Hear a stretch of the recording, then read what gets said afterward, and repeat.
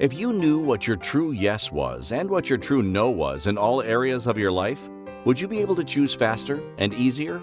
What futures would those choices create?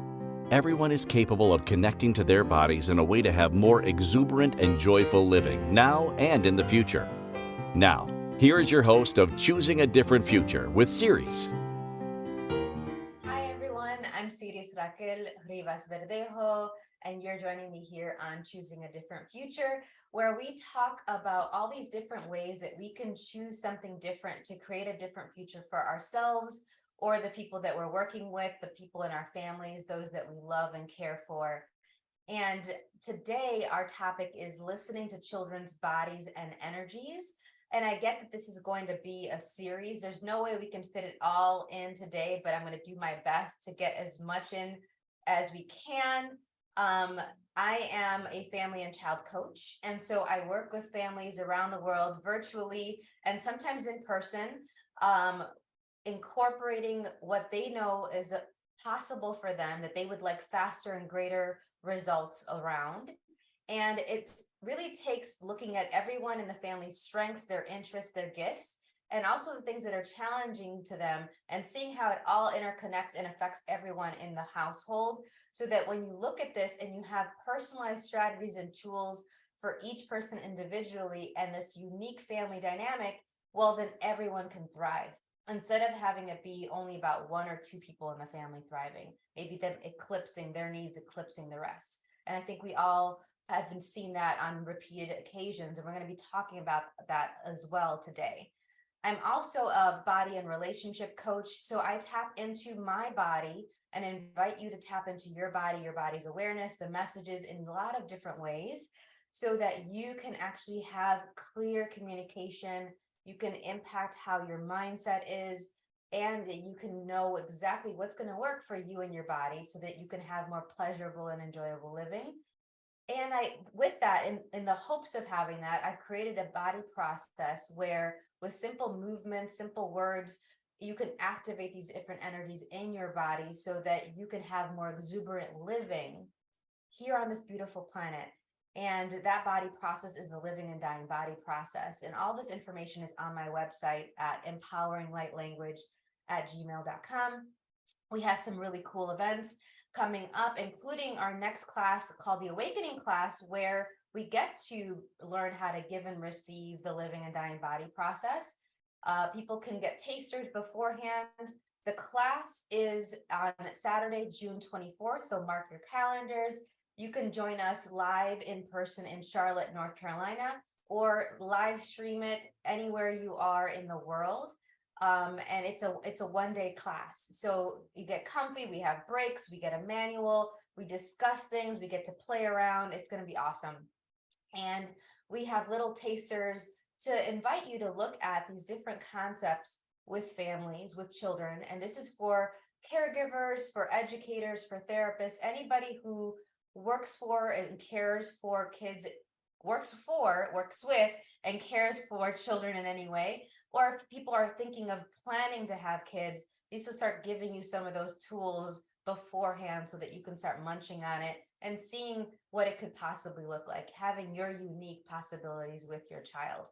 And so we have these monthly calls called Being a Different Possibility for Families calls. We had one about self-care last month. This month is on love languages for your family. It's going to be awesome. And we're going to be talking about not just going over the love languages, but actually how can you know which ones are required? How can you pivot from what you speak to what they need and vice versa and advocate for yourself? And what do you do when there's a difference between these different love languages and you're managing all these different pieces that are part of running a family and being a family? And then we also have the Expansive Energies group, which is a self-care group. It's an energetic lab where we get together 2 times a month for 45 minutes for me to provide group energy work sessions, therapeutic energy work in all these different modalities. And we have a theme every month. This month is how much healthier can we be? And so we look at getting educated on your health options. We look at how our bodies are informing us about what it's asking for with our health. We awaken those energies within our body so that we're clear on what's required. And then we also get to celebrate and be happier about our health choices instead of judging ourselves for what we've chosen before or what we haven't chosen yet. And so the information on that is at empoweringlightlanguage.com/expansive energies. And the information on the monthly calls is at our events page on the same website. And if you go to Living and Dying, empoweringlightlanguage.com/living and dying, you can find out about the awakening class and our taster classes that we have. Thank you so much, everyone, for all the kind words from our past episodes. It's really, really great to hear that you're enjoying the content. I got some really cool feedback about our last episode, which was, do you have a fixing, saving, helping mentality? I got some really great ideas from you all that I'll incorporate. I think we're going to keep talking about this and also incorporate this into some future discussions about codependency and how that intersects, how having this fixing, saving, helping mentality intersects with creating codependent relationships instead of independent or interdependent relationships. We were chatting at the end of that call, and I had another great question, an idea that I didn't get to mention at the end of that call that I wanted you all to have. And that's this idea that if the person who asked about how do you balance and have that harmony with your kids, how do you empower them without going and fixing and helping them all of the time? And one of the things that I invite my parents to do more and more is twofold. One is actually look at what their lives are going to look like if you keep doing those same behaviors with them now that you're doing now. How would it look like in 5 years and in 10 years? Is it actually empowering them or is it disempowering them? Are you adding to their skill sets and their sense of confidence and independence? Or are you actually enabling them to be dependent on you or to feel not as sure when they are actually quite capable of doing whatever task that is, be it writing on their own or doing dishes and cooking or traveling and arranging events with their friends? Like, is it all on you to do those things? And how much of that can you start bit by bit handing over to them so that they feel like they can do it on their own more and more? So it's not about you either do everything for them or nothing. There's all these steps in between where you can slowly start handing things off so that they can take things on their plate, that they're at the level of what they're capable of doing, get some practice, and then keep building from there. So that's one thing, the starting to scaffold and hand things over time. And then especially for my young adults, those preteens and into teenage years, I love treating them like adults already. I talk to them like the adults. They really appreciate that. They feel like, oh, wow, this is someone that's talking to me like I'm grown, because a lot of these kids already are so grown. 11, 12, 13, they're already ready almost to move out of the house, right? Except, do they have these different skills? Are we providing them the opportunity to practice these different skills so that they can feel confident? And so one of the things that I mentioned in the conversation after we were done recording was, what if you actually talk to them like your colleagues, like your clients, if you around a task that they are doing, so that they can also start getting practice with those certain skills, depending on the skill, as if they were talking to somebody else that would be paying them for it, or that they would be needing to learn how to do if they wanted to do that as a part of their business or as a part of their life. It could be talking to them as if they're a partner, so that then when they're talking about chores and household tasks with their future partners, they're more capable, they're more sure of themselves. Okay, so that's just one other thing I wanted to add to last week's episode. If you have any other comments or questions, let me know. You can email me at empoweringlightlanguage@gmail.com. And then today's episode, it's listening to children's bodies and energies. I'm going to read a bit of a description for y'all. So, what are children's bodies trying to tell you? Children's bodies are constantly sending us messages. Everyone's bodies are constantly sending us messages, honestly. But I'm going to rein it in, try to rein it in, and talk about children's bodies in particular today.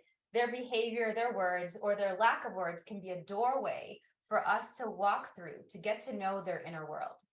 they are deeply connected and tapped into their bodies.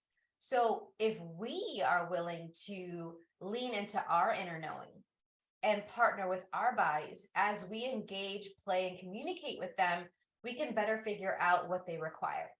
What if it could be easier and more enjoyable than what we've ever considered before? And for those seeking a greater understanding on how to decipher the needs of their children or the children that they work with, this is going to be a really, really important discussion for you today.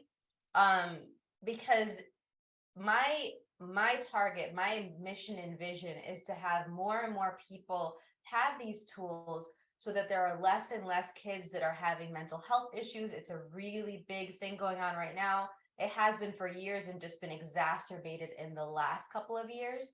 I'd like for the parents, the educators, the therapists, and support staff that are working with children to have these tools and strategies so they can feel less sure. They can feel more sure and less stressed out about all of the different things that are being asked of them and that are continue to increase over time, it seems like.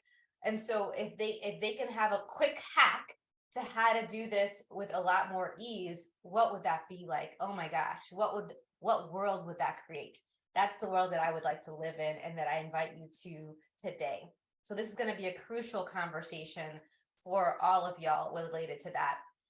And many people, they get confused with how to meet children's needs, what next steps to take, how to empower them without creating that dependence or codependence that we were talking about.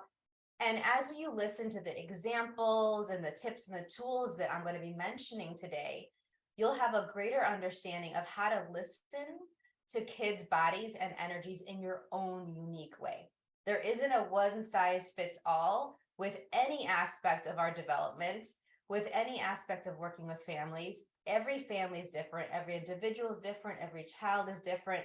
And yet I'm going to give you some ways of doing that so that when you're communicating with yourself around these different situations and with them, you have a more clarity on what to do now and in the future, okay?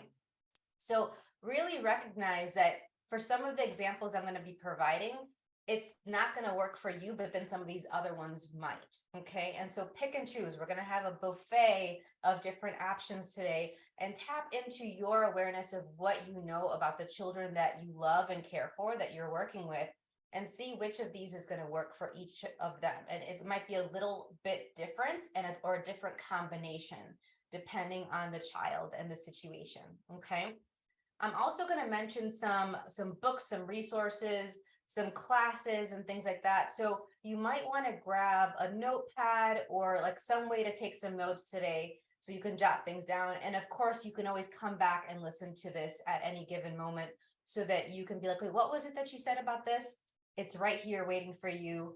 And so as you're getting comfortable and you're ready to listen to what I'm about to say, take maybe 10-15 seconds and go ahead and share this episode with someone that you think would benefit from getting these tools and strategies. So listening to children's bodies and energies is for anyone who is in the classroom, if you're a pediatrician, you're working with kids, you're a therapist, you're a parent, you're a caregiver.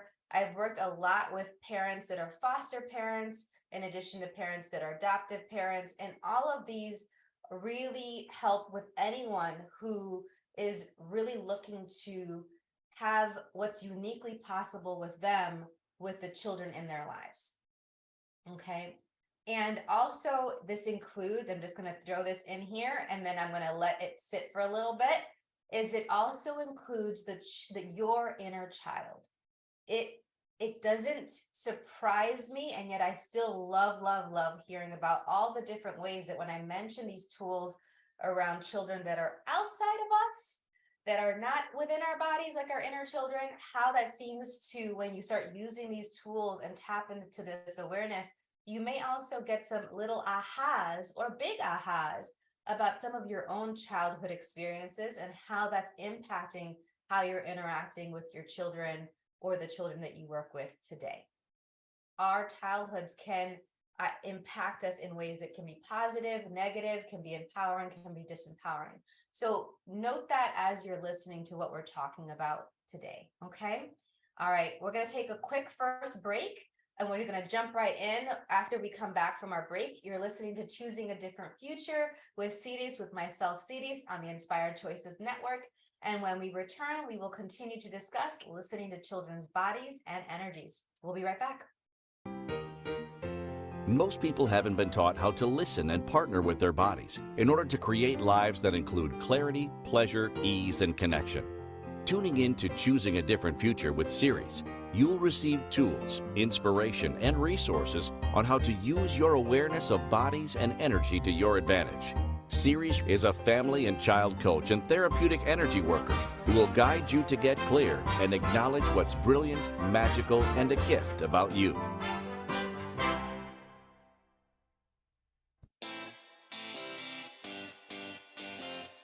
Are you a subject matter expert? Are you here to share your expertise with an audience waiting to hear from you in only the way you can deliver? Are you ready to have your voice amplified across the airwaves? Inspired Choices Network has a global radio platform streaming to millions of people across the world. Professionally produced and supported by an accomplished team every step of the way, you can broadcast from anywhere in the world, knowing your voice matters, and we ensure it is delivered with ease and efficiency. Eager to hear your message, the world awaits. Contact us today to become an Inspired Choices Network radio host. Email becomeahost@inspiredchoicesnetwork.com. This is the Choosing a Different Future show with Siris. To participate in the program, join the live studio audience in our chat room at inspiredchoicesnetwork.com. Connect with Siris through her website, empoweringlightlanguage.com, or send an email to empoweringlightlanguage@gmail.com. Now, back to the program.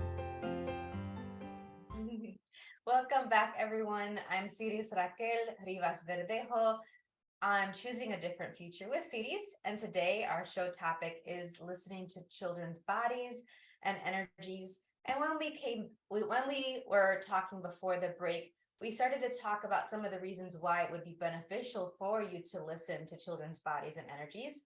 Please make sure to join us on any of the over 450 platforms where you can connect with us on our show and subscribe to our show so that you're notified about all of our upcoming episodes. And you can join us in the live chat room if you go to the live chat room at inspiredchoicesnetwork.com, or join us using the ICN, the Inspired Choices Network app. Our show is brought to you by True Science Activated Liquid Collagen.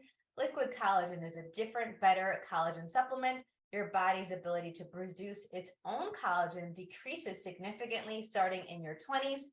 This daily boost of collagen and exclusive botanicals activates your body's collagen production, replenishes your depleting collagen levels, and maintains those levels by reducing enzymes that break down collagen. It also helps protect against the damaging effects of oxidative stress caused by free radicals. The proprietary ingredients with this delicious blend, it tastes kind of like apple juice, it's really yummy, has been clinically shown to deliver visible support to skin health and hydration in 8 weeks or less. Your skin looks smoother, softer, and more even with improved elasticity. With more youthful looking skin, you'll glow with true confidence. You get results that you can see and feel. And to get $10 off of your first order and to get access to verified before and after photos, email us at empoweringlightlanguage@gmail.com with subject line liquid collagen. And you can go to sirisrivas.lifevantage.com to explore liquid collagen and all the other anti-aging products that are completely natural and holistic plant-based products. Thank you so much to Activated Liquid Collagen. All right. Before we go into some of these tools, I'd like to also talk a little bit about where I'm coming from with some of the things that I'm going to mention to you. So I've been working with kids since I was 11 years old, started with babysitting and then moved into doing different therapy in homes. And then I moved into working in crisis lines in the Fox Valley, Illinois crisis line and information referral line. And so I was already 15, 16 doing that and talking to different people about their kids, about their families, about their health. And that informed me to look into some different areas when I was looking at what to major in college. And I chose to do speech and language pathology. And when I went into grad school, I got my master's in both speech language pathology and learning disabilities. There's a lot of intersect between how we communicate and how we learn. It affects not just academics, but how we learn new skills in any area of our life. And so over time, I started playing around with different settings and working with kids and families in so many different ways. I worked with them in schools, in the classroom, in small group therapy sessions. I would do one-on-one private therapy sessions. I would work with kids and families and educators in daycares, in clinics. And then I worked about 5-6 years directly in homes doing early intervention, which is the services for birth to 3-year-olds. Some of my favorite time in my career, because I got to directly work with families and with the parents and caregivers that are going to be the lifelong advocates for these kids. And so now I continue to work in all of these different settings virtually.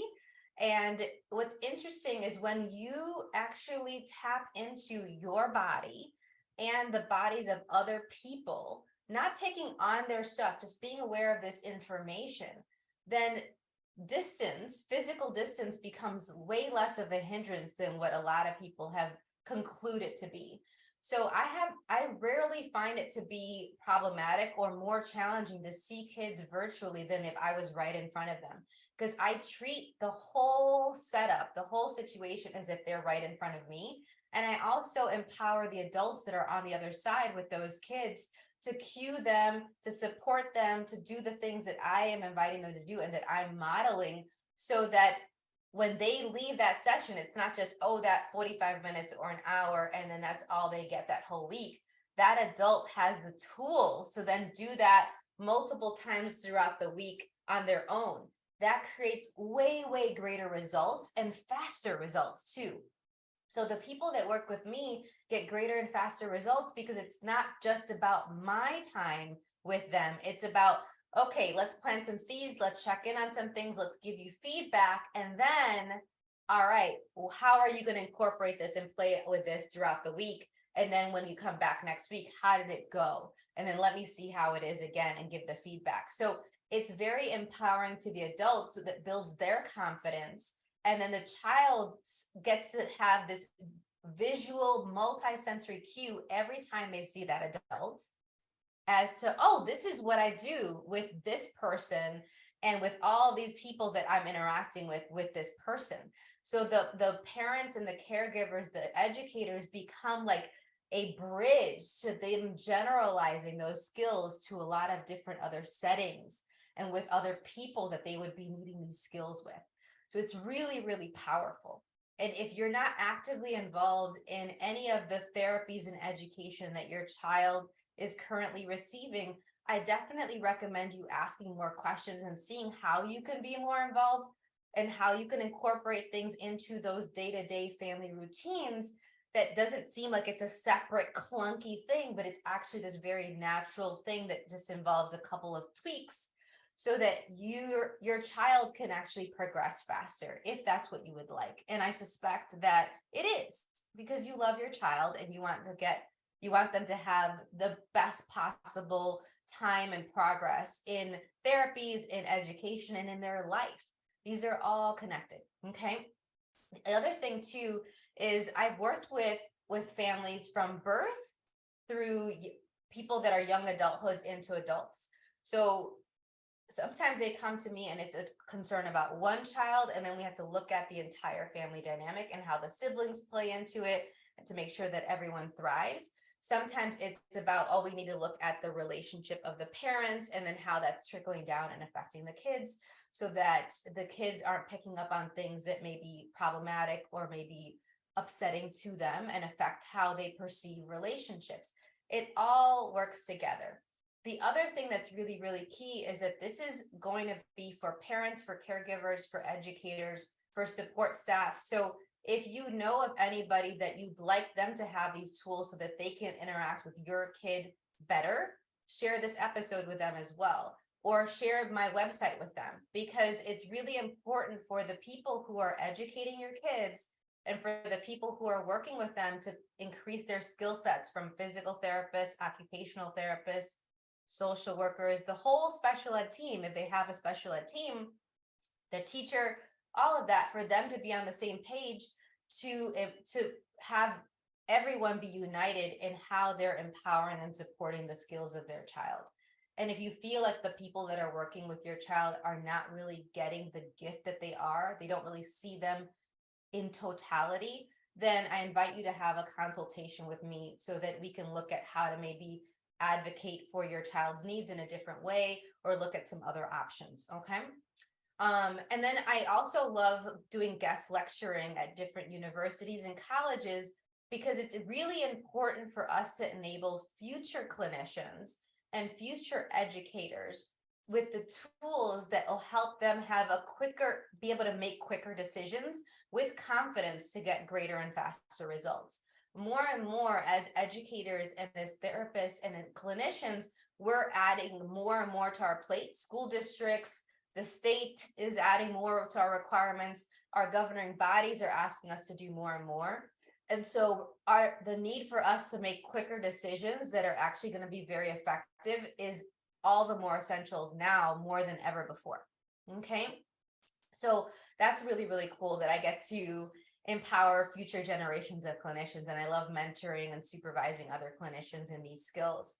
And so communication is going to be really important with the staff and the therapists that are working with your kids. And this isn't just for parents, but I definitely want parents to have these tools as well. So some of the things that are required for you to be able to listen and receive the messages from a child's body and from their energy. One, it's awareness.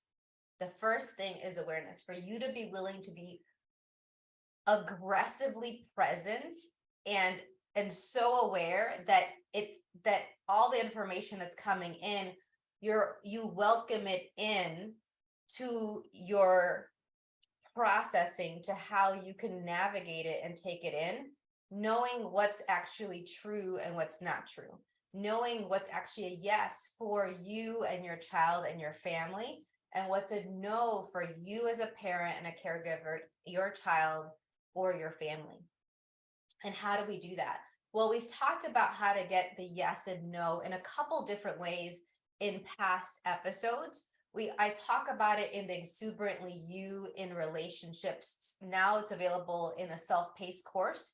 So you can check out the self-paced course section of my website and explore that. I think it's empoweringlightlanguage.com/self-paced courses.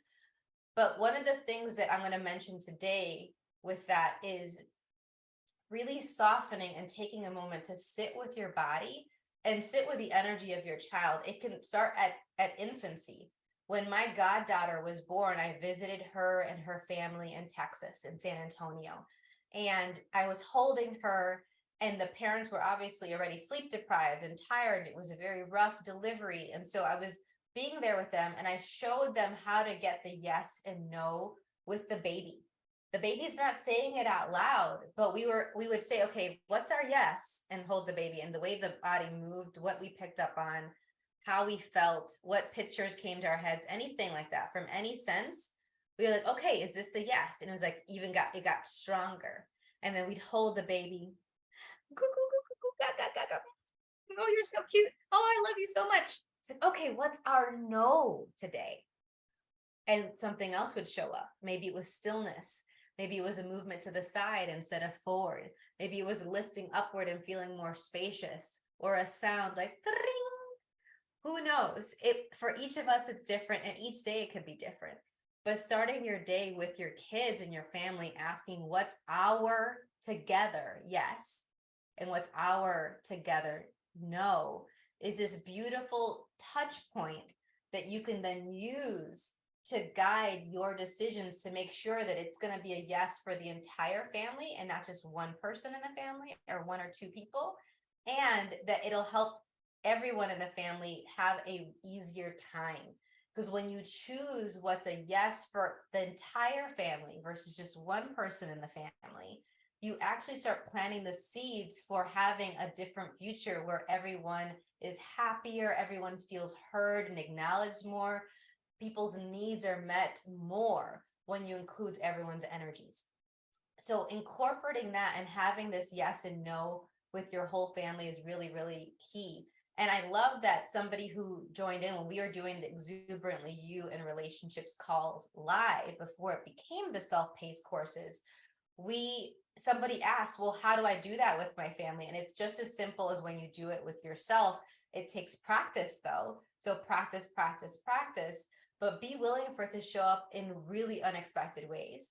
And part of what happens is you have to be so connected with your body, give it those squeezes and not in your head so that you can get those yeses and nos. Because this yes and no is an energetic practice. It's an awareness tool. It's not something that you can compute and calculate with your head.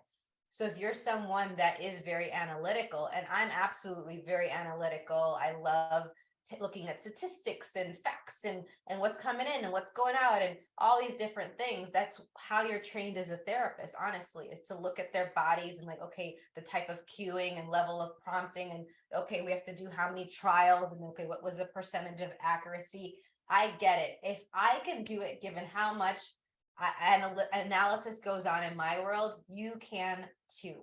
Okay. If you would like to. All of these are suggestions. It makes things a lot easier if you're willing to have your yes and no with your entire family. And as an educator, anytime I'm running a whole classroom or a group, I ask, what's the yes for our group today? What's our yes for the class today? And what's the no for the class today or the group today? And man, does it make things run a lot smoother. And so every little bit helps. I invite you to play around with this tool. It's your call if you do or not. We'll go from there. Okay. So it's time for our second break of the show. When we return, we will continue to discuss some of the other things that are required for you to listen to children's bodies and energies more effectively. You are listening to Choosing a Different Future with Siris, with myself, Siris, on the Inspired Choices Network. And when we return, we will continue to discuss listening to children's bodies and energies. We'll be right back. Most people haven't been taught how to listen and partner with their bodies in order to create lives that include clarity, pleasure, ease, and connection. Tuning in to Choosing a Different Future with Siris, you'll receive tools, inspiration, and resources on how to use your awareness of bodies and energy to your advantage. Siris is a family and child coach and therapeutic energy worker who will guide you to get clear and acknowledge what's brilliant, magical, and a gift about you.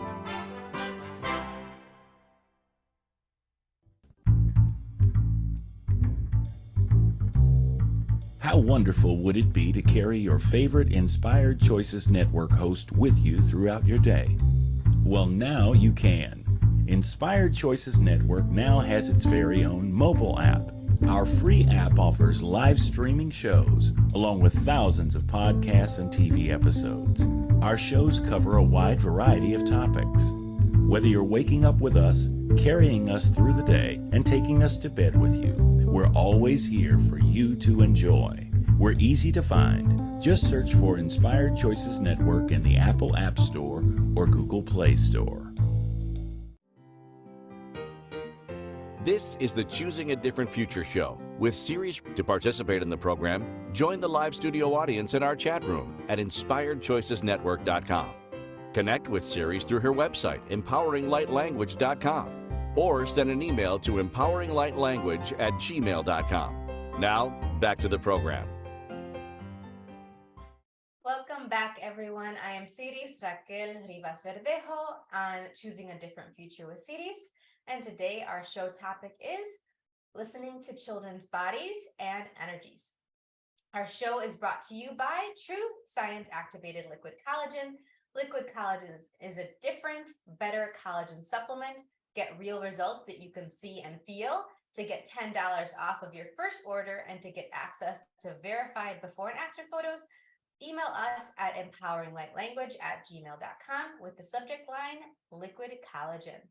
So when we were before our break when we were talking about using our yeses and nos, not just for ourselves individually, we were also talking about having that for a whole classroom, having that for any therapy group session that you're running. If you have it with a small group discussion, if you're having it at a family meeting, all of these things are really key to having your children have more ease and you having more clarity and confidence with what you're choosing with your kids. I had a mom that did this with swimming class. She would have her yes and no with her child as she was driving to swimming class.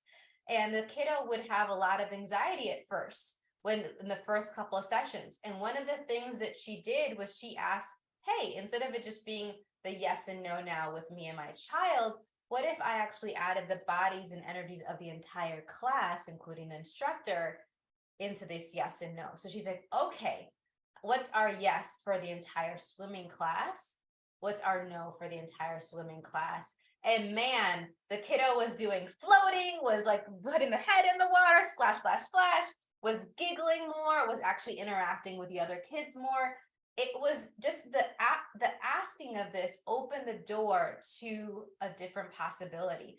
And this is one of those things that we talked about in the, oh, let me get the name of it right. The episode that I did called Knowing What Doors to Open and Which to Close. We talk about that. There are choices that we choose at any given moment that can either open a door or close. And closing a door isn't necessarily a bad thing, especially if it's closing a door that something that isn't working anymore is problematic or is disempowering in some way. And so this mom, by her choosing to have the yes and no with her child, and then with that, she was like, there's something else required here. What's going on? Oh, she was like, oh, should we have the yes and no with the swimming class? She got the yes, she chose it, and then she was able to then let the teacher know what the child needed more effectively, or the child with their body was also able to be that yes more because the mom turned on that channel, put on that signal and beacon so that it was a lot clearer and louder for everyone in the class. And this is an energetic thing. This isn't like alarm bells going off like in the classroom, right? So this can be often very subtle and like a whisper and not quite loud unless we're ignoring it and it's something that's super, super important. Then it can become a little bit louder and more intense, which is also not necessarily a problem. So having that level of presence as a parent is super, super important, where you're willing to really sit and be with your kids. Even it doesn't take a long time. It takes like 30 seconds, maybe a minute max, to get these yeses and nos, especially with practice and consistency, for you to have this with your child and then have those tools to then empower the other adults in that child's life. It's great if there's two parents or more involved, for every parent, everyone who's interacting with a child, to have this tool. I love it when grandparents are involved. I've had it where aunts and uncles have this tool and they use it for themselves and they use it for their families. And then when their families come together, like the aunt and uncle come and visit my parents and families' households, when there's melding of families, this is also really key. Think about the implications for this for play dates. Think about this for the implications for a playground situation. All right. It's such a simple thing that can be used in so many different ways, and it's really, really helpful. So have that, play around with it. Let me know how it feels like to you. I love hearing different examples of how your yeses and nos can show up. Okay. So another tool I love, a book I love that talks about presence and consciousness and awareness for parents, is called Conscious Parents, Conscious Kids. It's a great book. It's really very easy to read because it's all full of parents who've sent in different examples and stories of how them having more consciousness and awareness has been such a gift to their children and to their families. So through these stories, you get to see how all these different ways that consciousness and presence can be such a beautiful contribution to your children thriving. And so it's a very short book too. It's not very long. And I believe it's also available in like e-readers and Kindles. I read it as a concrete book, and I love having that. And I'll after the next break, I'll try to grab my copy of it so you can see the book cover. It's super cute. Hopefully I can find it quickly. The other thing that it makes me think of is the episode I did called When Their Behavior Doesn't Match What You Know, because part of what's required to pick up on the bodies and energies of kids is to be curious and to ask questions without a hidden agenda. So that again is your awareness of yourself, your inner motivations, your inner dialogue, and also for you to be curious without expecting or projecting things to show up a certain way. People surprise me every day, all day long. Kids surprise me every day, all day long. And if I'm willing to just receive however they show up and what is going on with their world without thinking it has to look a certain way, then their behavior can actually tell me more than if I only limit their behavior to certain things, like, oh, this is the right way to behave and this is the wrong way to behave. This is what's appropriate. This is what's not appropriate. And when we go and move out of these polarities and these dichotomies where we just one or the other, and there's so much in the gray, there's so much nuance that is really essential and really a part of living on this planet for anyone, will we get to actually receive more information from kids' bodies and energies. So what are they doing with their bodies that may be a signal to us of something that they need? When a kid is squiggly, I'm not like, oh, you need to be still, you can't move, that's not appropriate, or that it's wrong for you to do that. I'm like, if they're squiggly and their body's moving, what else can I adapt? What else is required? Is it that they need a movement break? Is it that their seat's really hard or too soft and it's not giving them the proper postural support for them to have the tension that they need? Is it that they need something in their hands? Like now I love how people are allowing kids to have fidgets when it's not a distraction from them following directions and from them doing what they need to do throughout their day. While before 10, 20 years ago, when I was starting my career, that would never have been allowed because it was the things that were right and appropriate for kids to have and the things that were wrong. And they weren't really looking outside of the box of like, hey, what if this is actually going to facilitate their greater attention, they're engaging in the discussion more, them being able to participate more actively in group discussion or demonstrate what they know. If it allows the kids to demonstrate what they know more and to access the curriculum and the information better, why not? And so, and I really am asking, because there's a lot of people that are still digging in their heels about, oh, it's not okay for this child to have this versus this other child. Well, that's the case beyond accommodations and modifications in an individualized education plan. That's beyond the case for kids where they have different things. Like some kids have parents that are both in their household, and some kids have grandparents or one parent that are in the household, or they have an aunt that's raising them. Yes, that should be that all the kids have both parents, but it's not the case. So it's the same in the classroom. Some kids need different things, and it's not about fairness. It's about what's going to work so that everyone in the classroom can thrive. And I learned this directly with my own childhood and upbringing. And my mom and my dad, they were teachers. And I got to see how they did differentiated instruction before differentiated instruction was the it phrase in education. They knew that they couldn't do the same thing with each student and expect all of them to move forward. Each child needed something different. And so they were willing to look at how this child learns, how this child processes information, and how they express themselves. And at any of those levels, input, processing, and output, at any of those levels, they were willing to make tweaks and adjustments so that the child felt supported and they could have more success in their classroom. And then they did that with us as kids, because as much as we were raised by the same two parents, we're very different, 3 individuals, me and my siblings, and each of us needed different things. And so it wouldn't have been honoring of us if they try to do the same thing with each of us. And yeah, sometimes we'd be like, oh, that's not fair, right? It's like, yep, life is not fair. And this is what this person needs right now.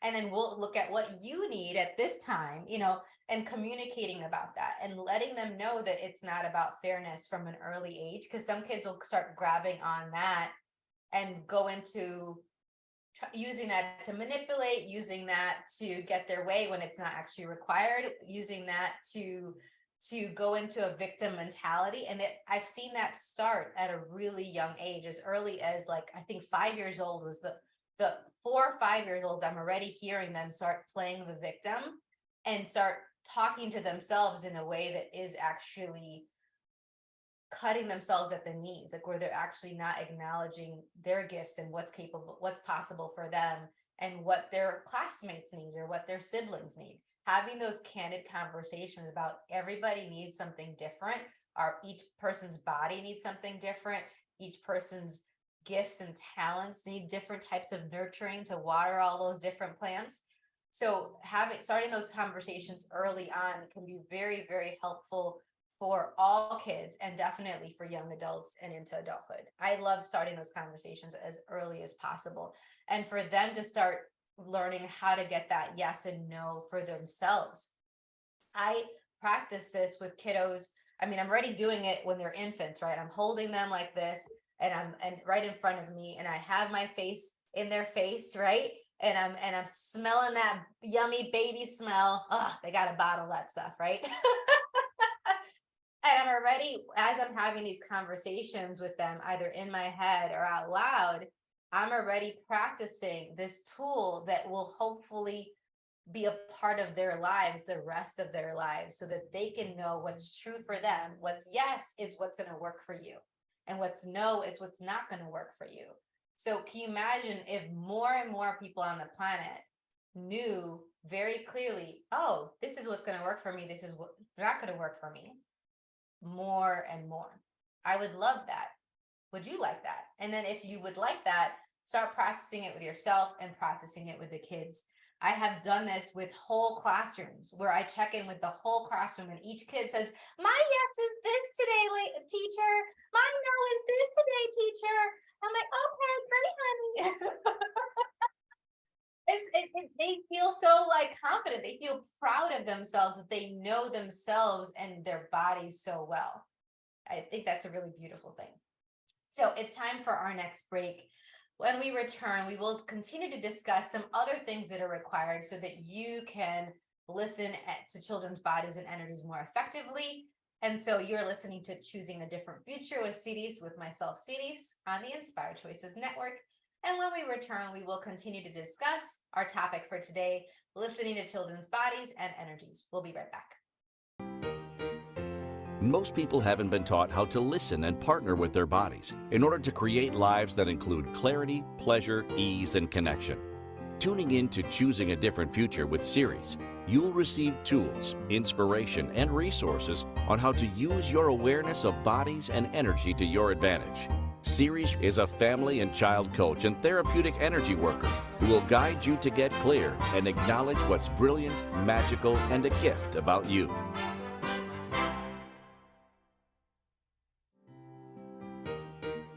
This is the Choosing a Different Future show with Siris. To participate in the program, join the live studio audience in our chat room at inspiredchoicesnetwork.com. Connect with Siris through her website, empoweringlightlanguage.com, or send an email to empoweringlightlanguage@gmail.com. Now, back to the program. Welcome back, everyone. So, I am Siris Rivas-Verdejo. And I was going to add in all my other last names. Like when your parents, you're in trouble and they start saying all of the last names from all the different generations inside of the family. I was just about to do that. No, I'm not in trouble. We're here on Choosing a Different Future with Siris. And today our show topic has been listening to children's bodies and energies. And before we went on break, we talked about having presence. We talked about having our yeses and nos, not just for ourselves, but also for our families, classrooms, and whatever situations that we're in, including all of the bodies that are involved, all of those energies. Now, the thing that I get all the time is a lot of people say, hey, Siris, I don't want to take on other people's negative energy. I get it. I agree with you. You shouldn't do it. It's not a good idea. And by you picking up on someone's energy doesn't mean you're going to hold on to it. I actually invite everyone to expand out and let people's energies flow through them. If you have the point of view that by you being around someone negative, you're going to take on their negative stuff, that's exactly what happens. Our point of view creates our reality. I don't have the point of view that if I'm around someone complaining, it's going to drain me, it's going to affect my mood. And so more and more, I'm willing to be like, yep, this is not my stuff. And I let it flow on through or flow on out to the earth, wherever I want to send it. But I don't hold it on into my body and create that as part of my reality. That wasn't always the case. I definitely had to practice and get very serious in dedicating myself to knowing what the yes and no was, and knowing what stuff was mine and what wasn't, so that I could flush that out and detox that at any given moment. And then now I don't really have to do that as often. Every once in a while I do, but not as often, because I'm willing to have that be my normal. My normal is not taking on other people's stuff. While before, my normal was taking on everybody and their mother stuff. Okay. So know that you don't have to take on anyone's things, and you can let things flow on through. One other thing that I'd like to mention when we're talking about curiosity before the break is when we're asking questions for information, for awareness, and not to get a particular answer, because the idea is for you to keep flowing with your energy and your awareness and have more information that keeps coming in that's going to make things faster and easier. But if you think, oh, I asked the question, I got this piece of information, I'm done, then you're closing the door when there's more things banging on the other side of that door that could actually provide you with additional help and support and clarity. Okay, so it's not a one and done, especially if you're getting awareness about something that's working for you. Keep that door open and close the door to the things that are not working for you. I don't want us to forget to mention that next week we're going to be with Megan Adair as my special guest, and the topic is flirting with the universe. I'm going to read the description for next week's call. What if you lived your life as an adventure of flirting with the universe? Are you willing to acknowledge the freedom of everyday living, where you can truly choose how you experience your life, the world, other people, everything? Would you be willing to step into a game with the universe? Life is so serious, I know, but how much fun is that? Aren't we here to have fun? Yes! Joy, play, adventure, fun. These are all vital and essential components of life. That's what Megan calls flirting with the universe. And so in this next episode, Megan Adair, a wizard of magnitude, will flirt, tease, and invite us all to live our lives from a space of question, humor, and hope. And with me as well, hopefully I'll be there, right? So we can uncover what's truly possible for us, our bodies, and our universe. Want to come play with us? I hope so. So check out Megan's website too, between now and then. Megan, MEGAN-Adair, ADAIR.com. She's amazing. We're going to have a great discussion. She's not only a wizard of magnitude, her aim is to show us that there's so much more available to living on this planet and to life. And it'll complement what we're talking about today really, really well, because she also works with families and with kids about how to flirt. Kids are the biggest flirts. I freaking love it. And so playing with those energies for ourselves as adults can be really, really fun and a source of de-stressing, of relaxation, and we can use it to change anything we specifically would like to have different in our lives. Okay, So join me and Megan Adair next week. Thank you so much for joining me today in our discussion of living and dying, of listening to children's bodies and energies. Thank you for listening to the Choosing a Different Future show. Series returns Fridays at 10 a.m. Eastern, 9 a.m. Central, 8 a.m. Mountain, and 7 a.m. Pacific on InspiredChoicesNetwork.com. Until then, keep choosing what will work for you and your body, your own unique way honoring what will work for you.